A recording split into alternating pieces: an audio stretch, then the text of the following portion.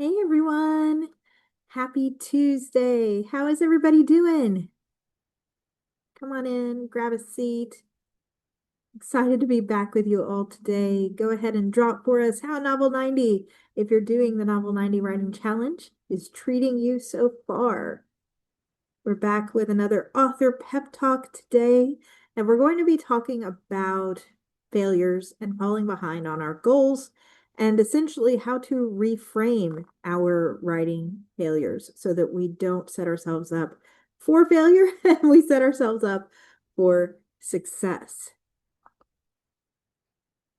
So I'm going to open the floor here just to kick off by asking if there's ever been a time in your writing journey where you felt like you fell behind, fell off the wagon, or completely failed altogether when it comes to a writing or editing or publishing goal. If you're comfortable sharing, we'd always love to hear from it. It's just something refreshing to know we're not alone. I have been here so many times. I've shared on past lives how I have this imposter syndrome demon that likes to sit on my shoulder and tell me things like, you're not good enough. Your work's not good enough. You're not worth doing this. All those little lies. And that I think stems from embracing past failures in a harmful, destructive way. But even if this is where you are right this second, and the world around your writing feels dark and impossible, this is not hopeless. You are not hopeless. And my hope is that by the end of the challenge today, the author pep talk for the challenge today, that you will walk out feeling confident and have some next steps and reflections in your pocket. I know I'm asking you a lot of questions, and it's early in the week on a Tuesday, but I hope that they help as we get further along. I've just got to ask everyone to think for a moment. And even if you don't answer in the chat, ask yourself, when exactly in your mind do you cross the line you've drawn in the sand between trying and on track into falling behind? We're not talking failing yet. We're just talking that moment where you're falling back. As a coach, I hear people say things like, I'm making progress when I'm on track. I'm hanging in here. I'm trucking along. Slow and steady wins the race. I'm still moving forward. If failure is quitting, then this in between, this falling behind murky area is the first step we cross. Normally, I notice that people's vocabulary changes when they start crossing over that line in the sand. They start saying things like, I'm trying but failing, or I'm barely hanging in here, or I'm struggling if I'm being honest with you. These are their heart's cries for help, trying to achieve a goal that is important to them, but that they are losing a how for. Often, when they're on the positive side of the line, you hear them saying things like, as long as I'm doing XYZ, I'm okay. As long as I'm writing every day, no matter how small, it's okay. As long as I'm getting words every week, I'm okay. As long as I'm discovering new characters, I'm okay. As long as I still love this story, I'm okay. And then once they cross into this other phrase, once I blank, I've fallen behind, they lose an absolute statement. I'm going to tell you why here in a second. Once I've done what? I've fallen behind. Have you ever asked yourself what that hard line is? Do you have one? Many of us don't. And the reason we don't is because we are our own worst critics. We often hold ourselves to unrealistic standards. Now, do not think that I'm saying unrealistic standards as in impossible to meet standards. That falls in that umbrella, but it doesn't stop there. It also stops with giving themselves standards that in their mind should be so easy, like writing 10 minutes a day, that they feel like a total failure quicker, actually, than if they had gone after a tougher goal. We hold ourselves to unrealistic standards based on what is going on in our life because we view the perfect version of us that we want to achieve. If we look at other people's goals, we look at other people's standards, we do not expect perfection of them. If a friend of ours came and said, I expect my partner to be perfect in every way, we would feel like that's unrealistic. But that is the expectation and that is the measure we put on ourselves. Because we have that critic in the back of our heads, we often don't really believe success. And so we push our line in the sand back. That line in the sand going into the Novel 90 Writing Challenge might have been, as long as I am planning something every day, I'm succeeding. And once I quit or once I start skipping days, I am falling behind. But then we start doing it every day and we make it harder for ourselves. We say, well, I'm not planning as much as I could be. I could be doing this too. I could be doing more or better. We don't truly believe that the success we attain is enough in many cases. And that's going to push the success bar further off. As someone who struggles with imposter syndrome, this came through in my publishing journey on a big picture level. I'll consider myself an author, not just a writer. The moment I publish a book, I published a book. Well, that doesn't feel good enough. I'll consider myself an author once it hits the number one in its Amazon categories. It did it 2 weeks after the book came out. Not good enough. Well, I'll consider myself a real author and not just a self-pubbed author if I get a USA Today bestseller title, because I was setting myself up with one of those weaponized goals that we talked about last week to have an excuse to not really call myself an author. Well, I hit the USA Today bestseller list. And even then, it was like it was a fluke. It was a mistake. Friends, you don't make a mistake to get to a goal like that. You don't make a mistake to publish a book in the very beginning. You don't make a mistake to write the first chapter of your book. These are accomplishments that were made with intention, and you are pushing your success bar back.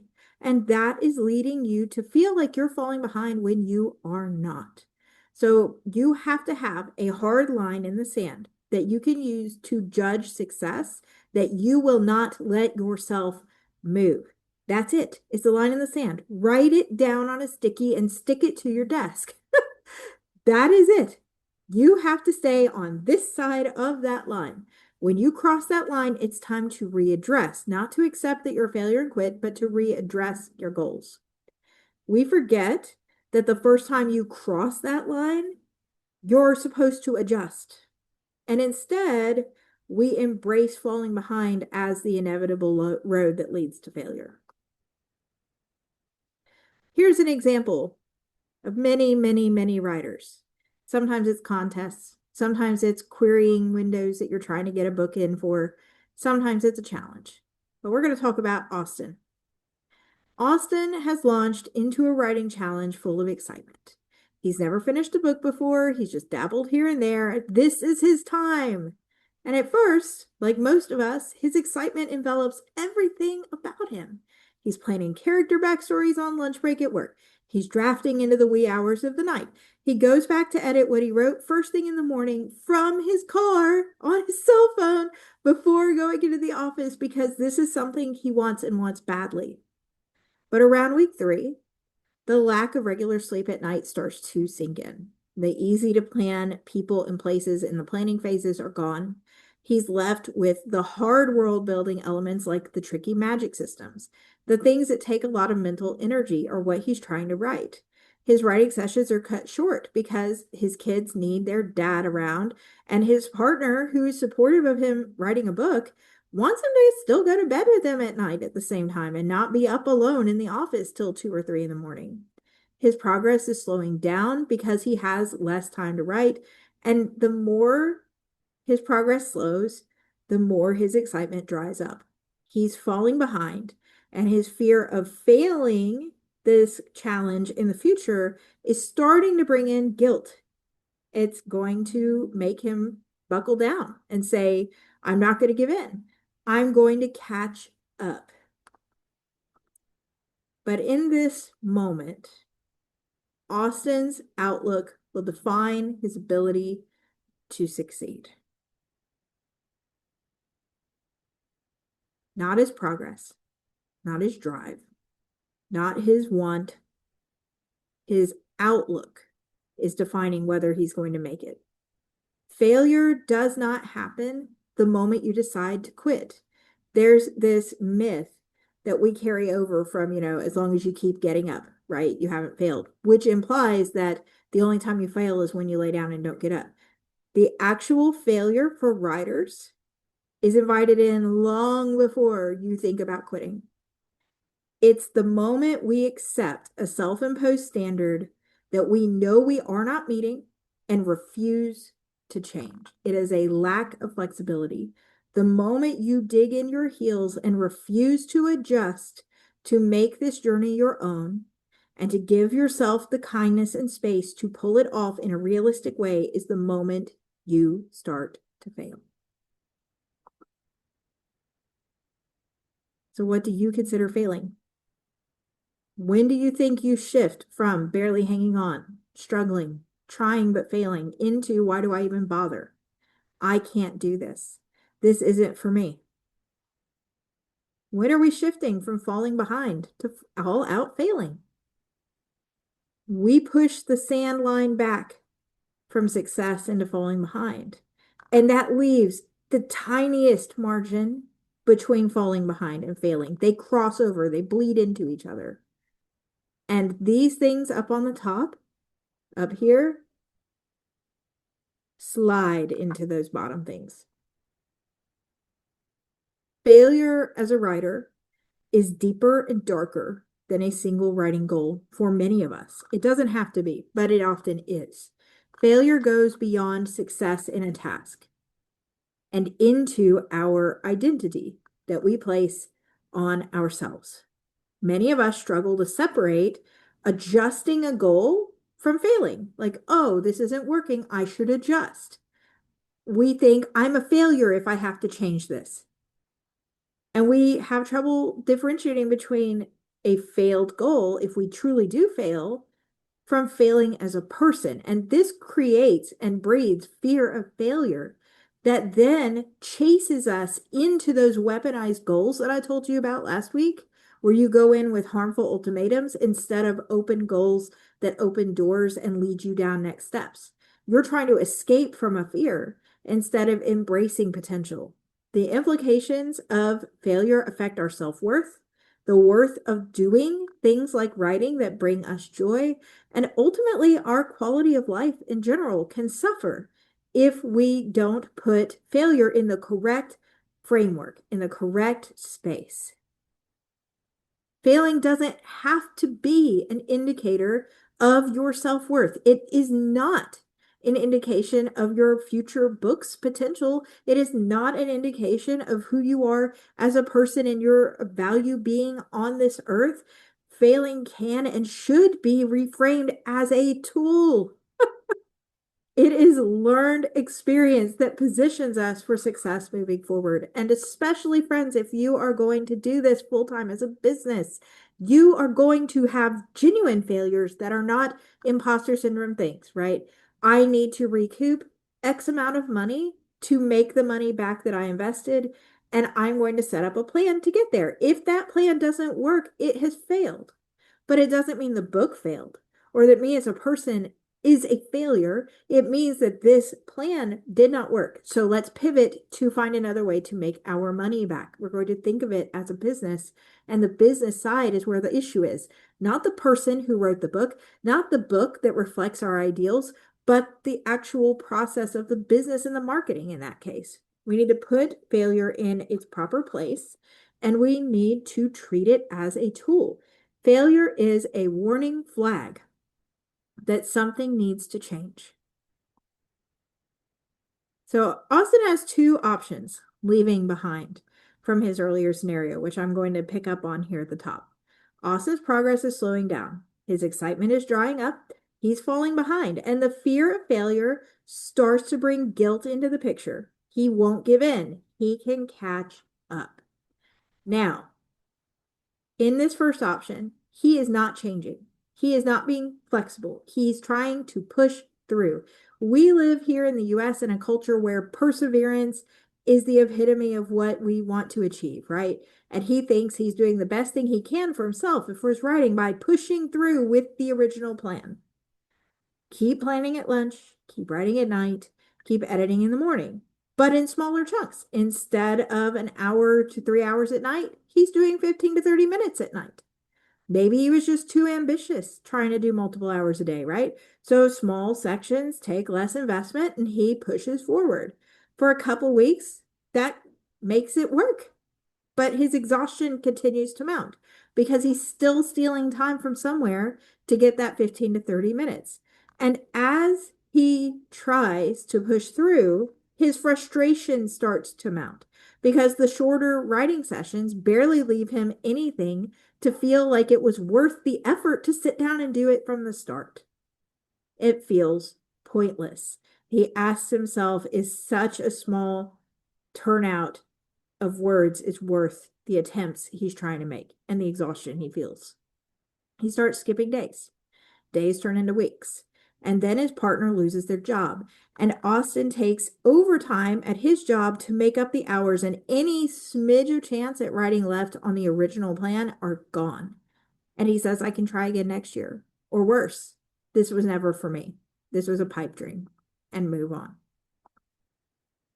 His earlier outlook of pushing through in this case essentially had him staying the course, but it was the wrong course. I used to coach swimming, and you've heard try again. If it's first you don't succeed, try again. Swimmers get in the pool, and if they're competitive, we swim for hours every week. Swim, swim, swim.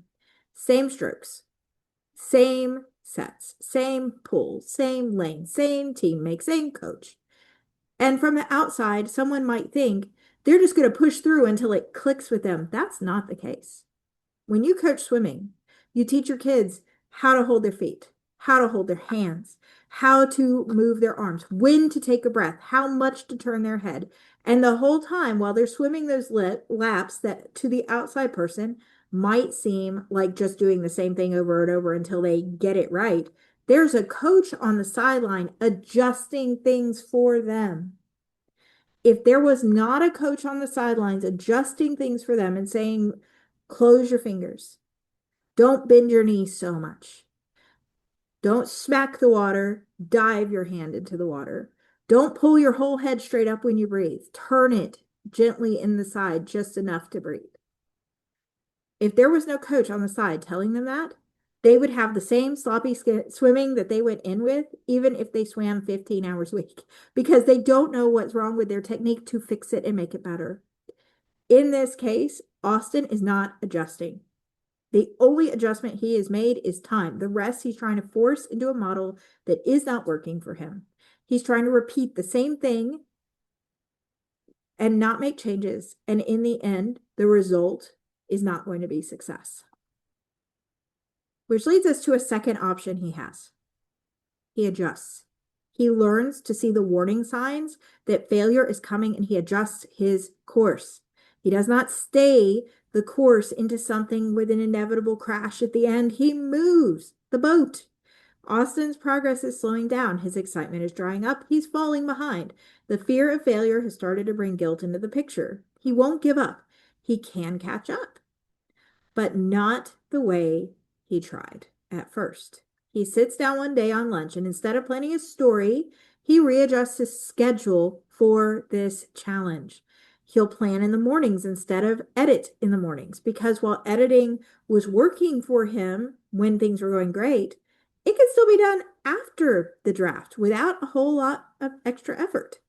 He'll write on lunch because he has a consistent, reliable hour there to write every day, no matter what. So instead of using that time for planning, he'll use the morning, which he absolutely has every day, and the afternoon to plan and write, and then move the editing for later on once he has a completed draft. He can replace writing with editing. If he has time in the evening, he'll go back and edit the writing from earlier in the day. And if he doesn't, that's all right. He'll do it later on in a later phase. He starts fresh at this point. He understands what failed about his first process, that doing the writing super late at night was not going to work for him and his family. He's not trying to make up for the words that he quit writing when he quit writing at night. That's very important. He is not trying to catch up. He is not trying to make up. He has repaved his path. He has shed the burden of the failures he was carrying, and he's moving forward, re-energized, reinvigorated with a brand new goal. After a week, his routine starts to pay off. And even when his partner loses their job and he has to work overtime at night, his mornings and lunch break remain consistent, and his project remains consistent. In this second option, his earlier outlook was taken and reframed. The earlier outlook is, I am failing my goal. Option 1, I'm going to push through anyway. I am failing my goal. Option 2, ding, ding, it's a warning bell. Reevaluate, repave your course, start fresh. He keeps what worked from the old plan. He scraps the rest of the plan and leaves the failure part in the past so that it is not driving him toward weaponized destructive goals. He wants a positive goal that's going to open doors later on. This reinvigorates him and drives his progress. If you've ever been to a theme park, you might know that you go in with a plan, the rides you want to ride, the food you want to eat. You imagine it being perfect weather, not too sunny, not too rainy, right? Just perfect. But how often does going to a theme park pay off that way? It's very, very rare. One of the kids gets grumpy. Maybe you get grumpy. It rains, or it's blistering hot, or it's blistering hot and then rains, and then it's blistering hot again and now humid. A ride breaks down, or you can't ride it because you broke your foot the week before. You don't know. Life throws life at us, and life is going to continue to life. The only thing that we can control in our writing lives is our willingness and ability to be flexible. Life is still going to happen, no matter what. But our ability to be flexible is 100% in our hands. So in the end, I'm not asking you to pretend failure isn't a thing and stick your head in the sand and let it come kick you in the rear. I am not asking you to take failures that were genuinely failures, like this goal didn't work out, and pretend, oh, there's good to it. You do need to glean lessons from it. But what I'm asking you to do is reframe it. Failure should be a warning sign to you. And you see the warning signs coming if you are transparent and honest with yourself, even if you aren't with other people. When you see the warning signs creep into your vocabulary, creep into your thoughts, I've fallen off, I'm getting behind, I'm struggling, that is a flag that failure is coming. Friend, stop and think, readjust.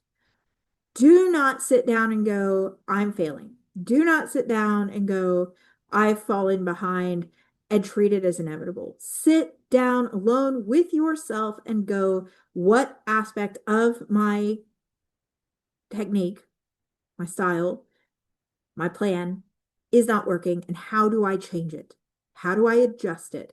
And am I just adjusting it a smidge and trying to push through on a broken plan? Or am I truly changing the core of the plan so that it will work? When we sense failure on the horizon, it's our sign to stop, to refocus, and refocus on our process, not our progress. Your progress is a marker of how well a process is working for you. The progress is not the problem. Your process is what needs to be changed. We're focused on a journey that is about progress, not perfection. But the progress is not the problem. The process is where your opportunity lies. I said this last week. I'm going to say it again today. Remember that kindness is the key. Show yourself the same kindness you show another author if they are the ones that come to you struggling to push through the finish line. Just because you found yourself floundering toward failure or are coming back from having failed in something does not mean that you have to stay in that spot, friends. You don't have to stay there. Pause, breathe, pivot. Self-honesty changes everything in this journey. If you do want a challenge where people are here to help you, where your coaches will notice when you start bringing up those signs that failure is in the works if you don't pivot, this is the place for you. Where you're not going to reach judgment because we coaches struggle with this just like all of you, where we get it and your team gets it. Come to Novel 90 Summer. It's free. The link is in the description box. We want you to succeed. And we will not judge you if you change your plan today, 2 weeks from now, or 2 months from now. We are here to have your back because life happens, and we know it. And we believe that you can cross the finish line. Thanks so much for being here, friends. I'm proud of you. I believe in you. Becca and Kat are proud of you. We all believe in you, and we hope to see you around the community. Take care, everyone. Bye.